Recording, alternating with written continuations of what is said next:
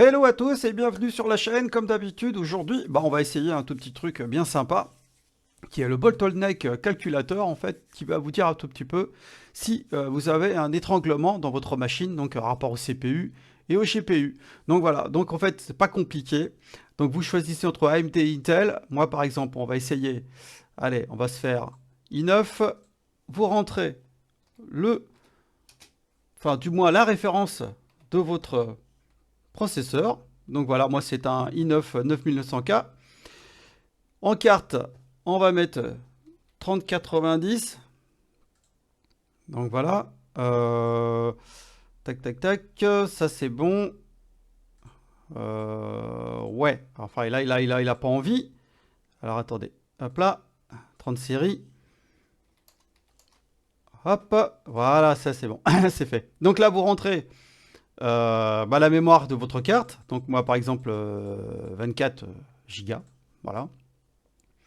Il suffit justement maintenant, avec tout ça, de pouvoir calculer en fait la vitesse entre les deux et voir si justement, et si ça freine ou que ça freine pas. Donc je vous le dis tout de suite, il faut être en dessous des 10% pour être très bien. Donc voilà, allez, on fait un calculette. Hop là, c'est parti, c'est bon, c'est fait. Là, vous voyez, par exemple en 1080p, imaginons, hein, voilà, c'est ça, 1080p. Et en fait, le bottleneck est à 0,4%.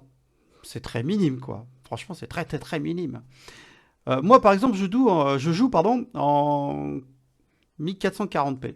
Voilà. Vous voyez, 0,42%. Ça va, quoi. Franchement, ça va très bien. Ça va très bien. Et puis là, là, on est à 1,71%. Donc, comme je vous l'ai dit, il faut être en dessous des 10%. Bon, là, c'est le top. Donc, ça passe très bien. Là, vous êtes... Vous voyez, ici, c'est mis tout en vert. Hein. Donc, ça veut dire que c'est nickel, il n'y a pas de souci. Vous n'aurez pas de problème de ce côté-là. Par contre, c'est vrai que si vous montez au-dessus, ici, ça va passer en orange ou rouge pour vous dire, voilà, c'est étranglé, ça peut pas fonctionner à top. Normalement, dans un jeu, on doit fonctionner à partir d'à peu près, on va dire, allez, entre 80, 100% sur le GPU. Comme ça, là, vous êtes nickel.